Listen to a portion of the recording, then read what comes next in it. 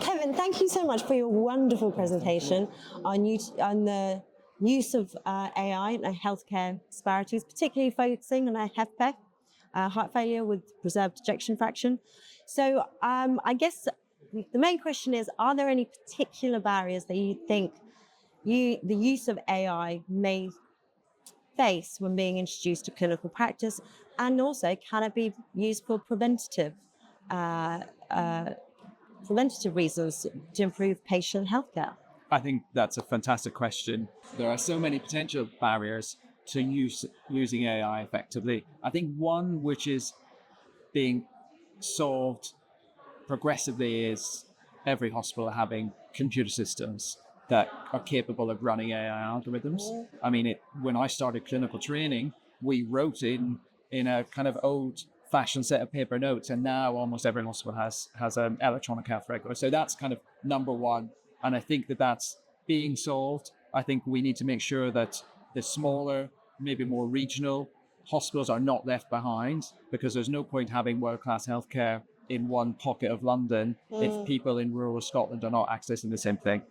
Other barriers include things like regulatory barriers. AI tools are are medical devices, so quite rightly we need to make sure they go through the same rigorous safety checks, trial evidence, to make sure that when we're implementing them, that they will work and they will have the effect of promoting health equity and not inadvertently promoting health disparities. I mean, I think also we're talking about it's in a hospital setting, and looking at when individuals have a condition, how quickly are they treated? But what about then taking that more into the community? So, for example, GP practices, and then actually utilizing it to look at preventative healthcare, which, like you mentioned in your fantastic talk, is almost the key to where you want to get to.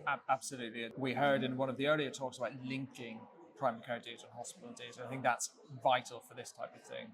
And because if we obsess ourselves purely with the hospital data, we will only see the patients when they have the disease presenting at the hospital, rather than we miss then that opportunity for prevention. So yes, if we can train our models to pick up preclinical disease states, then we have an option to intervene there. We can then take those potentially not even medical interventions, but lifestyle interventions, we can test whether those work to prevent the disease happening. And I think that brings us on actually to your work, because one of the things that, as I understand it, you're the expert, that stiffening of the arteries can lead to HFpEF. So potentially by treating the stiffening first, we might prevent the HFpEF itself. But tell me more about your research. Yeah, so that's a really interesting question. I think some of where AI can help link those two. You talked about your talk and the fact that it's so underdiagnosed. HFpEF is so underdiagnosed. So for us, on a sort of using the epidemiology to link that, it's difficult, because actually, are we identifying those individuals, and then how do we look at what age-related factors could contribute to that? So I think that's where it's really interesting, your work, to answer some really fundamental questions. To what degree can stiffening? We think that it does, because the force that the heart has to pump against, which basically stiffening contributes to, in theory is likely to lead to the progression of HFpEF or contribute to it. So it's so interesting for us to, if we can have accurate data on HFpEF diagnosis, to actually see how these two age-related changes, how they influence one another, which comes first and to what degree. So I think, so there's lots of sort of work to look at going forward, because we know stiffening is really important factor for predicting biological aging of the heart. So it'd be super interesting to see that actually how does it contribute to specific conditions.